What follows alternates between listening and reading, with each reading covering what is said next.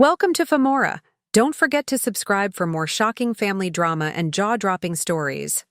I trusted my brother with $20,000. He bought a BMW. I took everything back, including his pride. The call came late in the afternoon. Mom's voice shook as she asked me to come home. When I walked into the living room, she couldn't even look me in the eye. "Your grandfather left you $20,000, she began. We had to let Aamir use it." My heart dropped. "What do you mean, had to?" She glanced at Dad, who sat stiff on the sofa, staring at the carpet like it was the most interesting thing in the world. Aamir strolled in a moment later, twirling keys around his finger. He smirked. "Relax, little brother. It's an investment." I followed him outside, where a gleaming black BMW sat in the driveway. The sun caught its polished surface, burning my eyes. "You used my inheritance to buy a car?" My voice cracked. He leaned against the hood, grinning like a king. "Grandpa's money wasn't doing anything. Look at me now. This car makes me somebody." "Grandpa trusted me with that money," I whispered. "You wouldn't know how to use it," he said. "You're too boring." Mom tried to hush us. Dad muttered, "Let it go, son." But I couldn't. That car wasn't just metal and leather. It was the last piece of my grandfather's love, and Aamir had stolen it. That night, I called Samira, my closest friend. "He stole everything," I told her. Her voice hardened. "Then you take something back." Sleep didn't come. I sat at my desk, reading old letters Grandpa had left me. In one, his shaky handwriting spelled out, "You are the responsible one." "Protect what I leave you," tears blurred the ink. I slammed my fist against the table. In the morning, I confronted Aamir again. He was polishing the BMW like it was a trophy. "Give me the money back," I demanded. He laughed, loud enough for the neighbors to hear. "You think money grows by sitting in a bank account? This car is an investment. Girls love it. People respect it." Layla, his girlfriend, leaned on the passenger door, blowing pink gum bubbles. "Don't be jealous," she said. "Jealous?" My voice shook. "I want what's mine." Aamir leaned closer. "Grandpa's gone. The money's gone. Move on." I clenched my fist so hard my nails cut my palm. Dad's voice floated from the doorway. "Son, let it go. Let it go?" I shouted. "He stole from me and you tell me to let it go?" That night, I called Samira again. My voice was low, dangerous.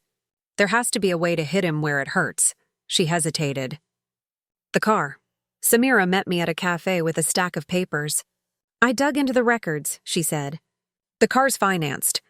But here's the real shock. He forged your signature for part of the loan." I froze. "He forged my name?" She nodded. "If you press this, he's finished." My chest burned. Every childhood memory of Aamir stealing from me flashed like lightning. My toys, my savings, even the praise meant for me. This wasn't new. It was just bigger. Mrs. Rahman, our elderly neighbor, saw me pacing outside that evening. "Beta," she said softly. "Karma never misses. But sometimes it asks for your help." Her words gave me courage.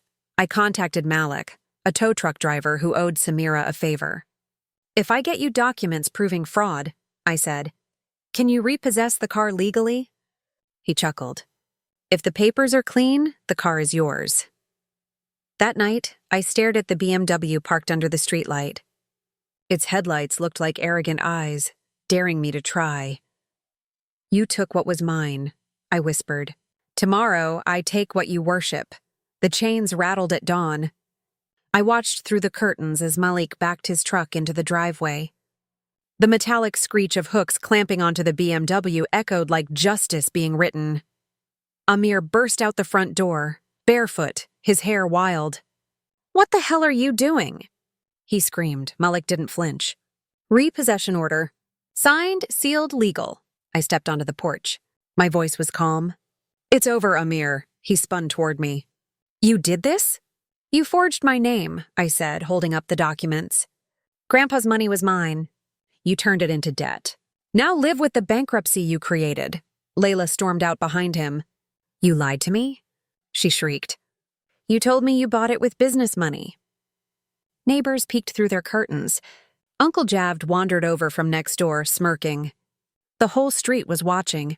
Aamir lunged at me, fury twisting his face. Malik stepped between us. "Touch him and I leave you in cuffs too." Mom's voice cracked as she cried from the doorway. "Please stop this madness," Dad mumbled. "Both of you stop."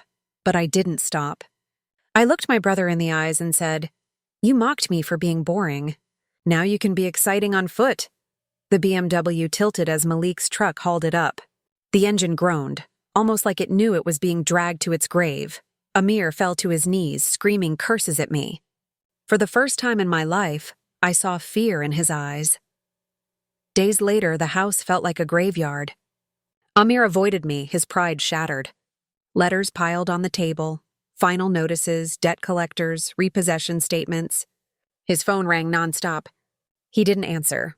Layla left him. I saw her on social media, smiling in photos with someone else. Aamir's comments under her posts were desperate. She didn't reply. Mom begged me at dinner. "Please forgive him. He's your brother." I looked at her with tired eyes. "He wasn't thinking about family when he stole from me." Dad said nothing, pushing rice around his plate. That night, Aamir barged into my room. His eyes were red. "You ruined me. Are you happy?" "No," I said quietly, "but I'm not your victim anymore."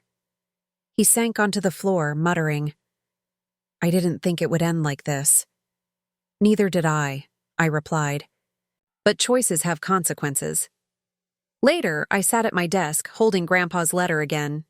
"Protect what I leave you," Samira called. "Do you feel better now?" I stared out the window at the empty driveway.